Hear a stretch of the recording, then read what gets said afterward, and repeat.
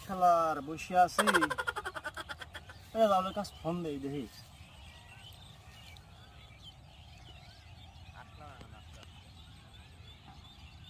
শালা তো ফোন ধরে না আর একবার দিয়ে দেখি